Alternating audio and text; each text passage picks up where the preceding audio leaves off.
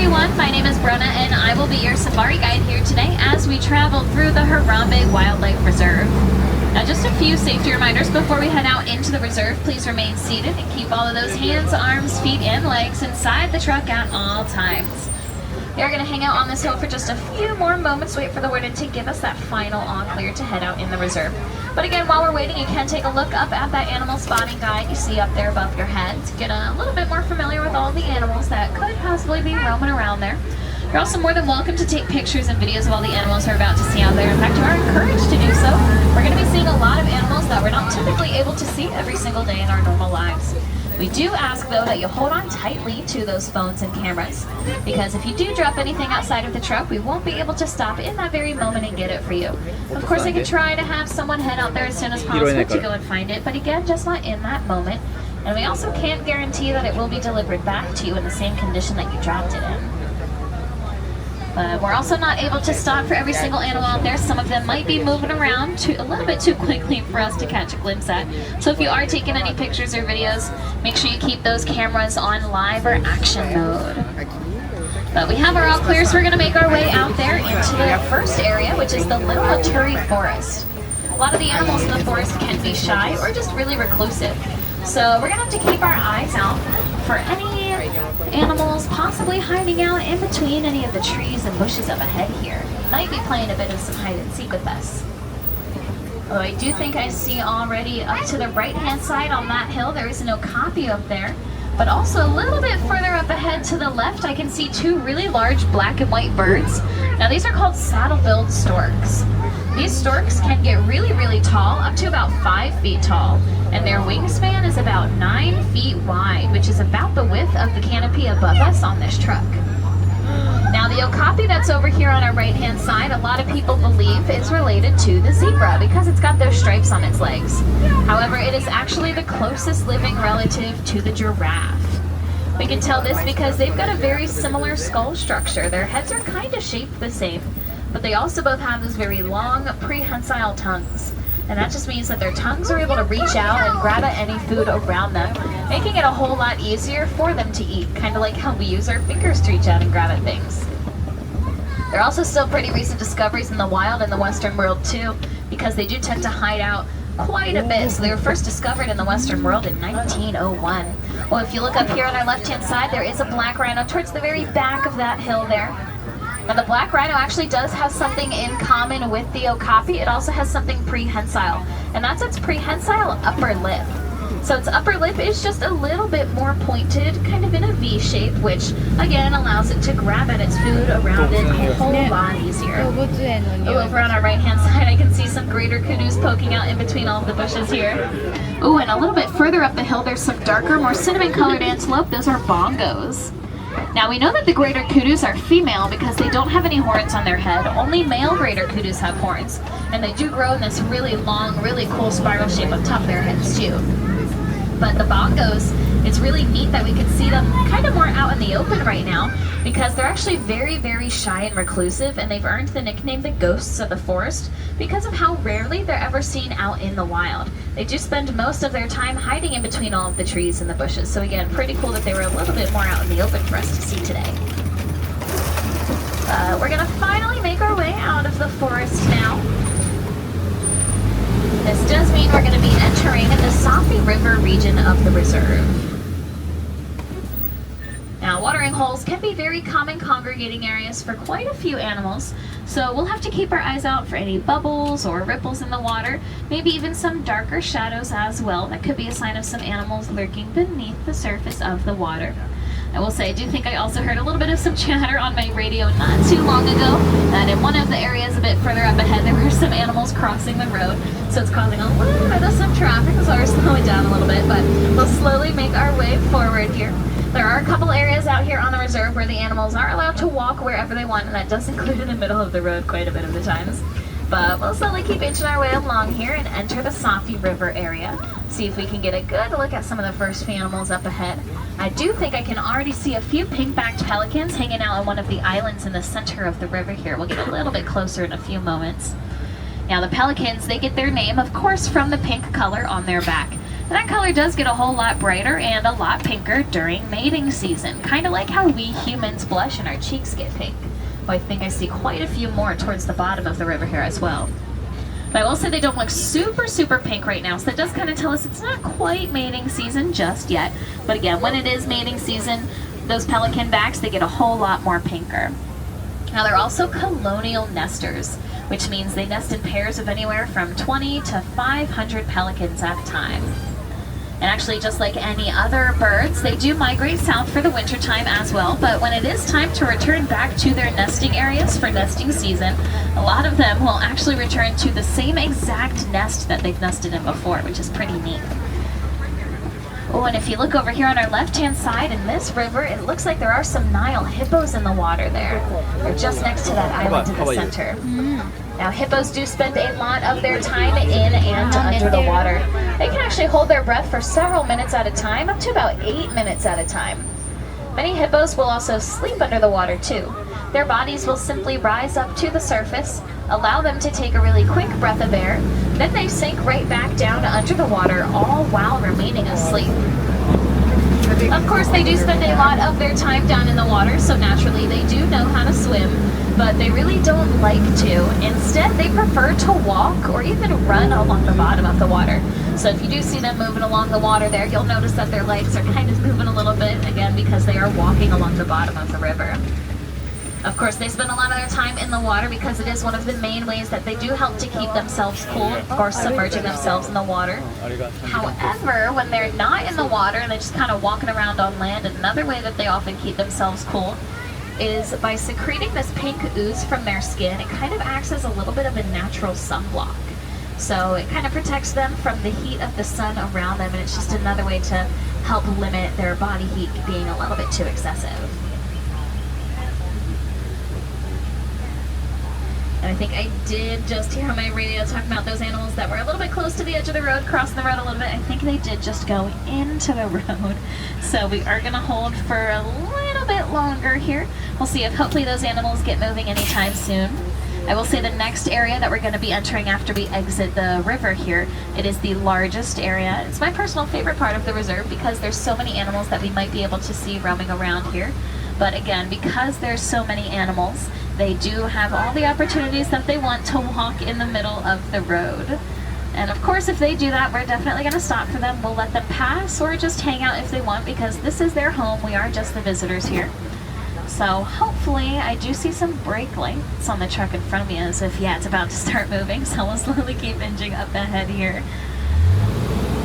We'll move a little bit further, see if we can find any other animals in the river area before we exit and enter that main part of the reserve out here. Well, yeah, it does look like down on our left-hand side, I can see some Nile crocodiles. Whoa. The Nile crocodiles are the largest crocodiles in Africa. They average about 16 feet long and 500 pounds. They're also able to eat half of their body weight in just one sitting. Of course, they are very strong and powerful animals. However, they're also incredibly gentle animals too.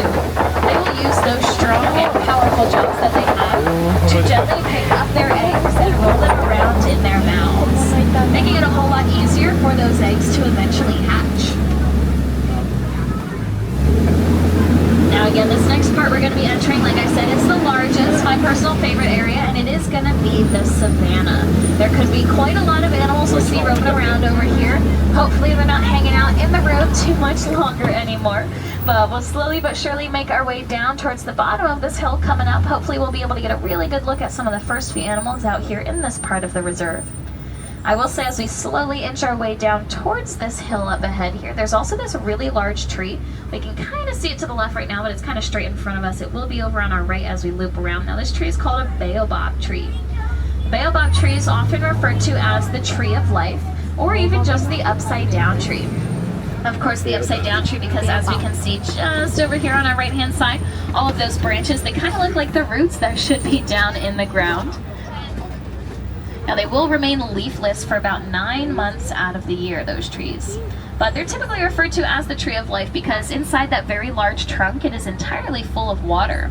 So, especially in times of drought, many animals will find ways to get access to the water inside, whether they're peeling back the bark, Or maybe if they have any tusks on their faces, they use their tusks to poke holes inside the bark, creating a little bit of a spigot there too.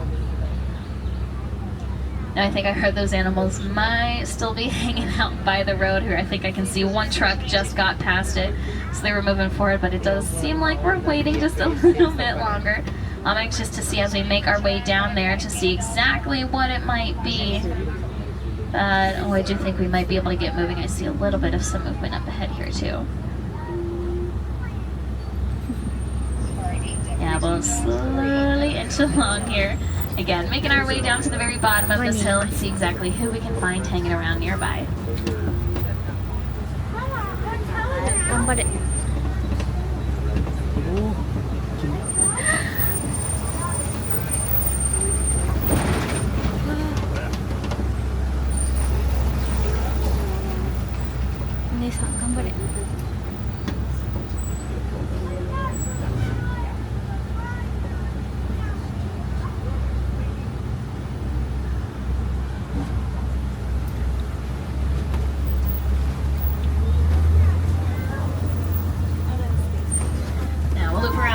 Already from up here on the hill, I can catch a glimpse at a few animals a little bit further out here.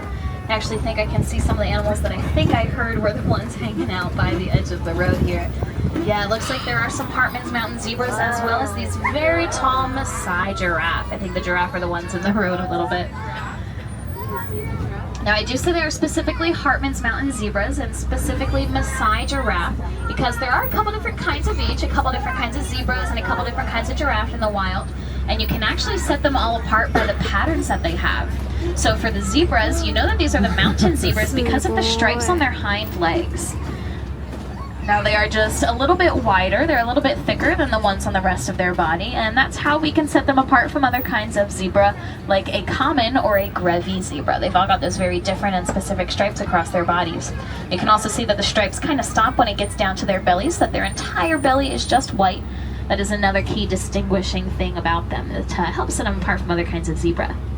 And they are the mountain zebras, so yes, it is safe to assume they're a little bit more native to those mountainous regions.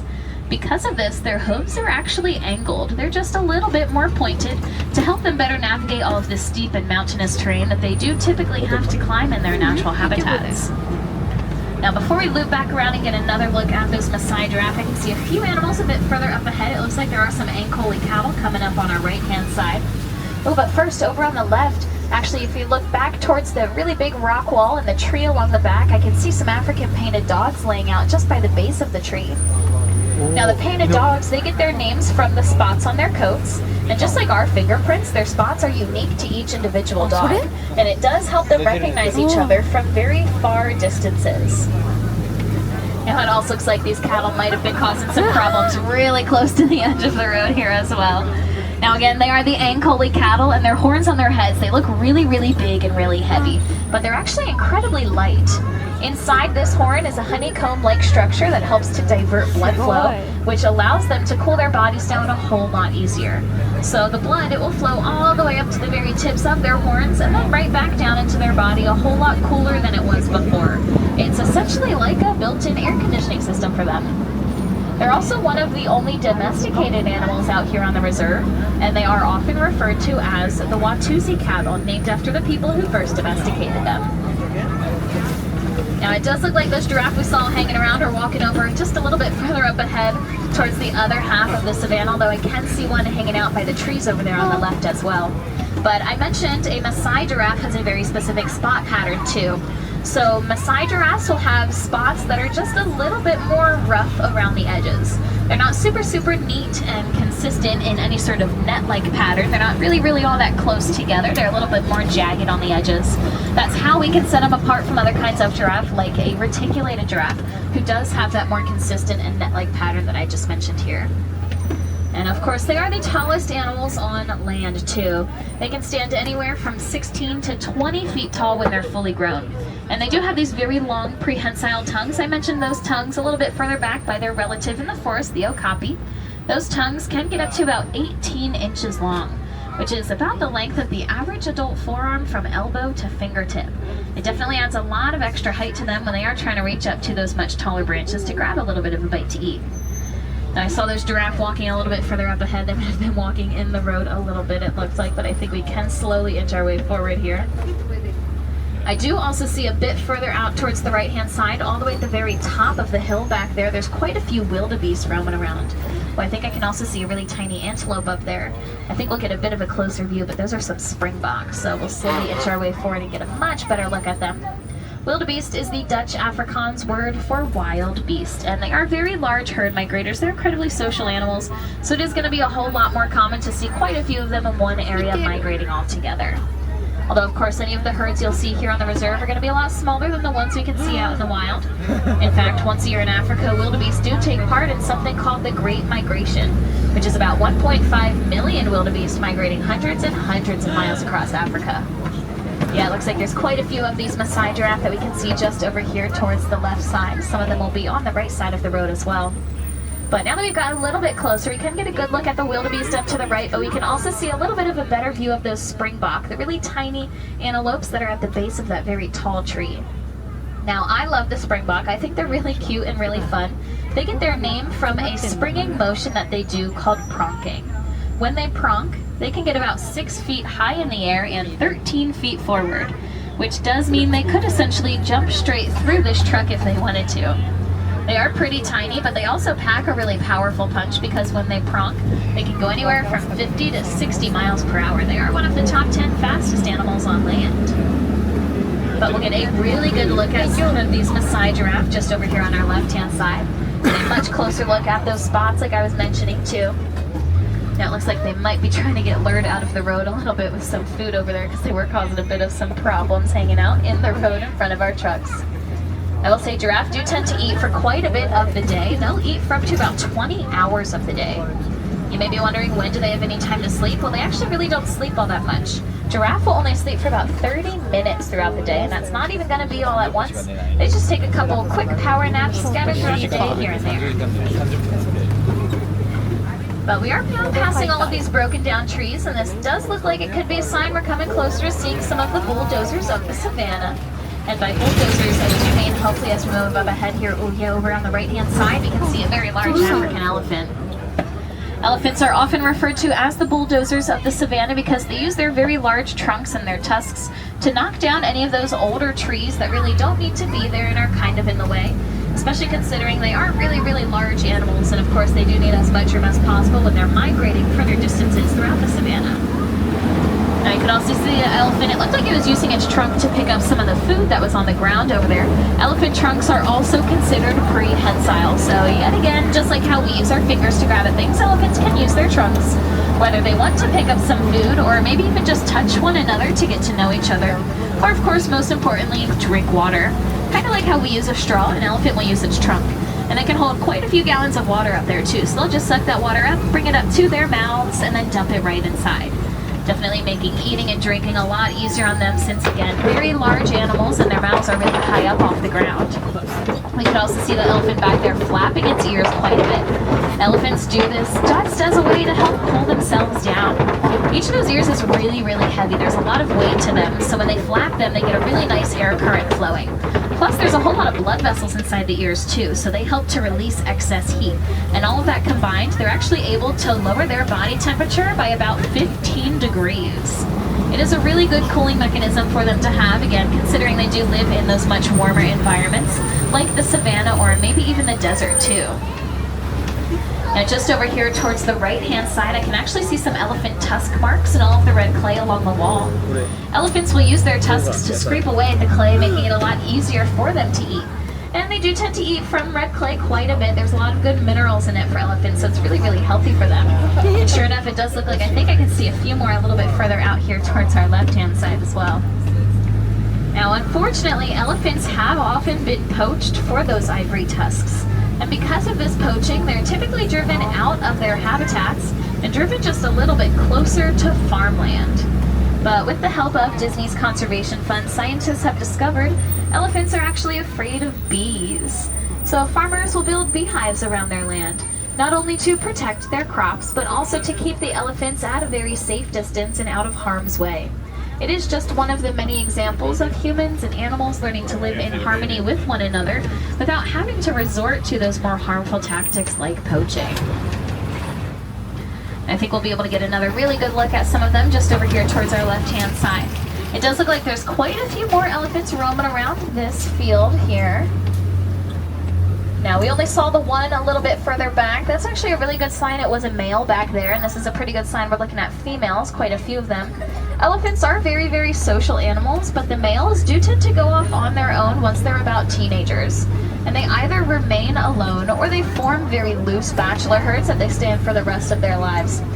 Well, again, the females, they are in these larger, more family-bonded herds, especially if there are any younger ones, too. It looks like one of them is a little bit smaller. It looks like still growing up a little bit. So again, really good sign that there are some females because they do want to keep a close and watchful eye on their younger ones until they're a little bit older, a little bit more independent, and able to do a few more things on their own. And speaking of younger elephants, an elephant's gestation period is actually one of the longest. It's up to about 22 months. And that is almost 2 whole years that those elephants will remain pregnant with their babies. Now, just up ahead here on this little island that we're going to be passing on the left-hand side, there's a whole flamboyance of greater flamingos. It actually looks like quite a few of them might be nursing some eggs right now, nesting on top of some eggs. That's cool. Now, the greater flamingo is the largest flamingo, but the shade of pink that we see, it is going to be the darkest shade of pink that they get. It takes about 2 years for them to get this color, and they do get it from their diet. They eat a brine shrimp that's full of a protein called beta-carotene. And the more they eat this protein, the pinker their feathers will get over the first few years of their lives. And of course, if there is a greater flamingo, yes, there must be a lesser flamingo. They are going to be a little bit smaller than the greater flamingos, but they're also going to be just a little bit more pink than the greater flamingos too. Let's move on forward, crossing into the eastern half of the savanna up ahead here. Oh, now as we do move over, I think I can see some animals a little bit further back. There's a really large mud wallow in the center of this field on the left, and just behind that mud wallow, over by the trees in the shade, I can see some white rhinos. Wow. Now, it's very, very common to find white rhinos in areas that have these really large mud pits like the one in the center of the field, because they have very, very sensitive skin. You'll see them rolling around in the mud and covering their bodies in it so that the mud not only acts as a natural sunblock, but also as a little bit of a bug repellent. It kind of helps to keep the bugs off of their skin, especially from biting at their skin and potentially giving them any sort of parasites too. Now, my favorite thing about the white rhinos that I always love to mention, they actually don't get their name from the color of their skin. They're not exactly white, they're just kind of a light shade of gray. Instead, they get their name from the Dutch Afrikaans word wijd, which means wide, and it refers to the very wide upper lip that they have. We can kind of get a little bit of a better look as we come a bit closer to them over here. Now, if you remember all the way back in the forest, we just barely saw the black rhino hiding out towards the back of that one hill, and I mentioned it had that much more pointed and V-shaped upper lip. So that's going to be one of the main differences between those two kinds of rhinos, a very prominent lip shape like that. Oh, and just over here on our left-hand side, we can see a cheetah walking around right in the middle of this hill. Cheetahs are the fastest animals on land. They can go from 0 to 60 miles per hour in just about 3 seconds. However, they are only built for speed. They're not built for strength, so they can only maintain that 60 miles per hour for a couple hundred yards. Now, when you're going that fast, it actually is not very far, so they more so attack their prey in quick sprints as opposed to any sort of long distance running. They just prowl around the area, wait until their prey gets close enough to them, and then they do a very quick sneak attack, just kind of pouncing on them really fast. Cheetahs also have these much longer black marks below their eyes, and that's to deflect sunlight. It's kind of like how athletes will put black paint under their eyes whenever they're playing any sort of sports in the daylight, because they are daytime hunters, and they definitely don't want the sun reflecting off of their bright golden fur back into their eyes. But it looks like we can see another predator up here on our left-hand side. We can see an African lion walking around. Now, we know that that lion up there is a male because he has that very large mane around his neck. Only male lions have those manes. And they can range in a whole variety of colors, just like how we all have different hair colors as well. It looked like he's got a really nice tan mane. Oh, I actually think he's going to start roaring. Oh.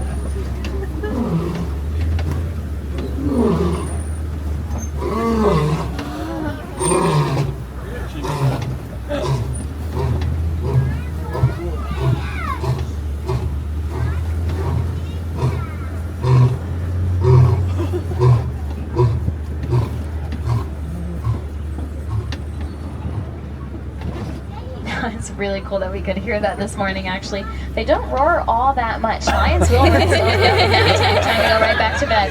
Lions do rest or nap for quite a bit of the day. So seeing them a little bit more active and roaring is really, really cool. That roar at its fullest volume can be heard up to about 5 miles away, too. But of course, we can also see that female, the lioness, just above him as well. Definitely looks like they're very tired right now. We could definitely tell he's very tired. That very big plop back on the ground there. Now they will rest or sleep for up to about 20 hours of the day because unlike the cheetahs, they're nocturnal. They only do their hunting during the nighttime. And it is just going to be the females, actually, the lionesses, that will do the hunting. The males tend to stay back with the rest of the pride, especially to protect any cubs in the pride, too. But we'll move past those lions. It does look like we are passing some burrows over here on our left-hand side. These are some warthog burrows. Curious to see if maybe we can find some of them. They might be a little bit further down in the burrows, though. We'll have to see. Oh, actually, I think I can see them at the bottom of the hill up ahead here to the left. Now, warthogs are the largest burrowing animals, although they're really not all that picky about their homes, and they're also quite resourceful, too. So you'll see them either reusing burrows that were made by other animals in the past, or they just find natural holes in the ground and use them as their burrows. Again, not super picky whatsoever. It's also very common to see warthogs backing into their burrows quite a bit. And that's because they do have these very sharp tusks on their faces, and they want to make sure that the tusks are facing outwards so that no other animal tries to bother them when they are in their homes. Now, just like the white rhinos back there as well, warthogs are another kind of animal that will use mud as a way to keep themselves cool. They'll roll around in mud quite a bit as well. But their burrows are also surprisingly really temperature regulated. So if it's really hot outside, down below in their burrows, they are going to remain really cool and comfortable down there. And vice versa too. If it's really cold outside, down in their burrows, they can be really warm and really cozy. But let's finally make our way out of the savannah now. It does look like we're coming up close to the edge of the reserve as we're about to pass the warden's post up ahead here. But before we leave completely, it does look like we can catch a glimpse at one last set of animals. I can see some of the warden's Nigerian dwarf goats just at the very top of the post here. One of them hanging out on top of the truck there as well. That's kind of cute. Now the warden will keep these goats around because they produce a very sweet milk. This milk is used to create other dairy products like cheese and butter to help sustain the village nearby. That way the villagers are just a little bit less reliant on the other natural wildlife in the area. You may have also noticed that yellow triangle-shaped box in the center of the post there too. Maybe wondering what that is. And that was just one of those beehives that I mentioned all the way back over by the elephants. And that beehive, it is kind of a win-win situation because not only does it provide a little bit of protection for the village, it also provides honey for the village too. So there is a lot of that self-sustainability going on and much less reliance on those more natural wildlife resources. Of course, we have talked about conservation just a little bit throughout our safari here today. However, our conservation efforts definitely do not have to end here. I'm sure some of you have been taking pictures and videos of the animals that we've been seeing on your cell phones. Well, those phones contain a mineral inside of them called coltan. And coltan mining can be a really big habitat destroyer. Something that we can do to help protect those habitats as well as the animals inside them is by taking our old phones and donating them to any electronics store or a charitable drive that knows how to properly recycle the coltan. That way there is just a little bit less of the mining and the habitat destruction and a bit more of the habitat protection that we would rather see. But unfortunately, this does bring us to the very end of our time here on the Harambe Wildlife Reserve. And I would just like to say Asante Sana to you all. Thank you for joining us here on Kilimanjaro Safaris. Once again, my name is Brenna, and I hope you all had a great time seeing all of the animals out here today. And of course, if you didn't get enough of them, feel free to come back later because no two safari is the same. But before I let you go, I am going to leave you with one last thing, and that's that here in Harambe, we really don't like to say goodbye because it is just a little bit too sad and too final for us. So instead, I'm going to say Kwaherini, which to us means go well. So my friends, Kwaherini, go well, go wild. Most importantly, enjoy the rest of your day here in Disney's Animal Kingdom. My friends on the right, watch your hands, arms, feet, and legs as the doors slide open. Once again, Kwaherini, everyone, have a great rest of your day, and make sure you're staying hydrated out there, too. If we had any wilderness explorers on board, you've been on the Simba 1. Simba 1. Have a good one, everyone.